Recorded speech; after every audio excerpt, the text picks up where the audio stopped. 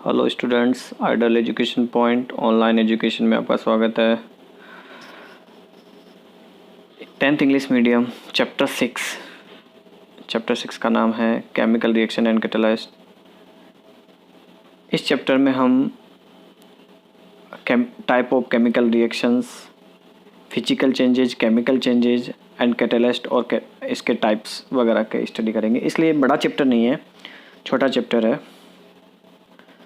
Lecture first में बात होने वाली है physical changes and chemical changes और chemical equation. Physical changes, first of physical changes जो हैं किसी भी सब्सटेंस में इस टाइप के चेंजेज जो जनरली उसकी फिजिकल प्रॉपर्टी में चेंजेस करते हो, उसकी केमिकल प्रॉपर्टीज़ या केमिकल कंपोजिशन में कोई चेंजेस ना आए तो इन्हें फिजिकल चेंजेस बोलते हैं। फिजिकल प्रॉपर्टीज़ जैसे कि स्टेट, कलर, स्मेल वगैरह तो चेंज हो जाएं, बट उसका केमिकल कंपोजिशन चेंज ना हो। इसको अपन इस एग्जांपल से समझ सकते हैं। यहाँ आइस है, आइस सॉलिड होती है, कन्वर्ट हो गई वाटर में, लिक्विड में। आइस का भी अगर केमिकल कंपोजिशन की बात करें तो H2O से ही बनेगा, और वाटर लिक्विड हो गया तो वाटर का भी केमिकल कंपोजिशन H2O ही होगा। पहले ये सॉलिड था, अब ये लिक्विड हो गया, यानी फिजिकल चेंजेस आ गया इसमें, बट केमिकल कंपोजिशन में कोई चेंजेस नहीं हुआ। पहले भी हाइड्रोजन के 2 एटम और ऑक्सीजन का 1 एटम है, और वाटर में भी हाइड्रोजन के 2 एटम और ऑक्सीजन का 1 एटम है। इसी टाइप से अगर वाटर कन्वर्ट हो जाए वेपर में तो ये गैस फॉर्म में हो गया वेपर, और ये लिक्विड फॉर्म में आ गया। तो फिजिकल चेंजेस हो रहा है, बट केमिकल कंपोजिशन में कोई चेंजेस नहीं आया। वेपर का भी फॉर्मूला वही है, H2O ही होगा, यानी इसमें भी 2 ही हाइड्रोजन एटम और 1 ऑक्सीजन एटम होगा। तो इस टाइप से फिजिकल चेंजेस तो हो, बट केमिकल कंपोजिशन में कोई चेंजेस ना हो तो इसे फिजिकल चेंजेस बोलते हैं। Substance is again formed after removed of case of change।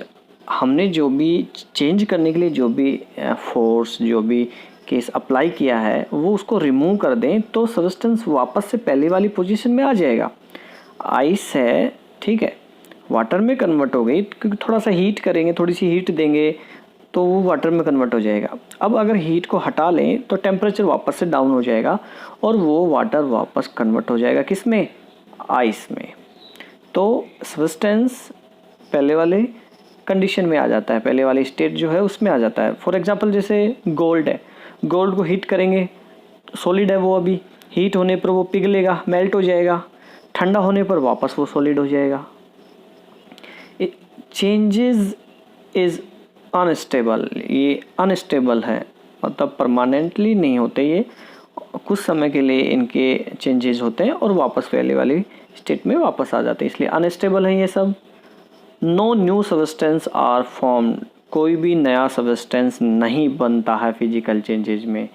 Ice है, H2O, वाटर बना H2O, कोई नया सब्सटेंस नहीं बना है। वेपर बना, कोई नया सब्सटेंस नहीं बना है।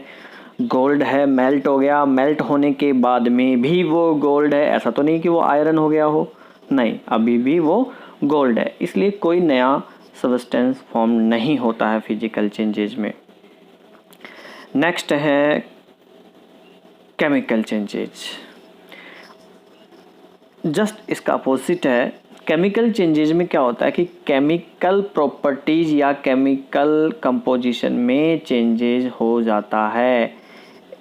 देखिए, changes in chemical properties and chemical composition. For example carbon है, ऑक्सीजन के साथ रिएक्ट कर रहा है तो C कार्बन है, ऑक्सीजन O2 है, इन दोनों की प्रॉपर्टी अलग अलग है। क्या फॉर्म हुआ? CO2, कार्बन डाइऑक्साइड, तो इसकी प्रॉपर्टी अलग है, तो प्रॉपर्टीज़ भी बदल गई, ठीक है। केमिकल कंपोजिशन बदला, पहले ये ओनली कार्बन एटम था, ये ओनली ऑक्सीजन एटम था, अब इस CO2 के अंदर कार्बन और ऑक्सीजन दोनों के एटम प्रेजेंट हैं, तो एक न्यू सब्सटेंस भी बन रहा है। It mean change in chemical property, substance can not again be formed. अब CO2 से वापस कार्बन और ऑक्सीजन नहीं बना सकते, तो दोबारा से CO2 नहीं बनता है। इस CO2 से अपन दोबारा से इस CO2 से दोबारा से कार्बन और O2 नहीं बना सकते अपन, चेंज इज स्टेबल, स्टेबल हो गया, ये वापस इसमें कन्वर्ट नहीं होगा, यानी कि रिवर्सिबल प्रोसेस नहीं है। न्यू सब्सटेंस इज फॉर्म्ड, और नया सब्सटेंस बनता है कि देखो पहले ये कार्बन था, ये ऑक्सीजन था, अब CO2 नया सब्सटेंस बन गया। तो इस टाइप के जो चेंजेज होते हैं इनको अपन क्या बोलते हैं, केमिकल चेंजेज। यहाँ पे एक्टिविटी सीरीज़ बता रखी है मेटल्स की। एक्टिविटी सीरीज यानी कि कौन सी मेटल जो है ज़्यादा रिएक्टिव है, ज़्यादा एक्टिविटी शो करती है। तो फर्स्ट ऑफ अपने यहाँ पे पोटेशियम है, फिर सोडियम है, इसी टाइप से कैल्शियम है, उसके बाद में मैग्नीशियम, फिर जिंक, आयरन है, लेड है, हाइड्रोजन है, कॉपर है, मरकरी है, सिल्वर है और ऑरम यानी गोल्ड है सबसे कम रिएक्टिव।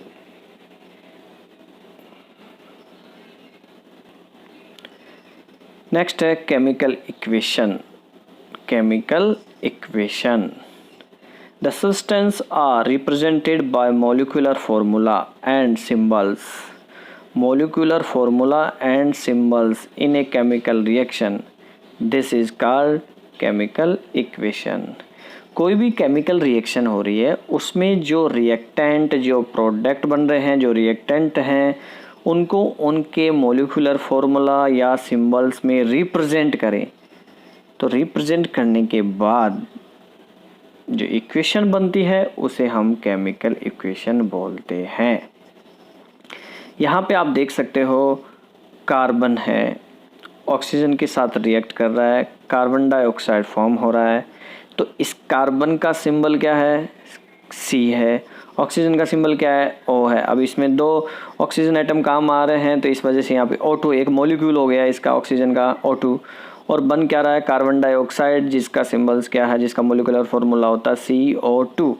तो C+O2 एरो CO2, ये एक केमिकल इक्वेशन हो गई। केमिकल रिएक्शन में जो सब्सटेंस हैं, रिएक्टेंट एंड प्रोडक्ट, उनको उनके मोलिकुलर फॉर्मूला और उनके सिंबल्स में रिप्रेजेंट करें, इसी को हम क्या बोलते हैं, chemical equation. Whenever a chemical change occurs, we can say that a chemical reaction has taken place. कोई भी जो केमिकल चेंजेज हो रहा है तो अपन कह सकते हैं कि यहाँ पे कोई ना कोई केमिकल रिएक्शन हो रही है।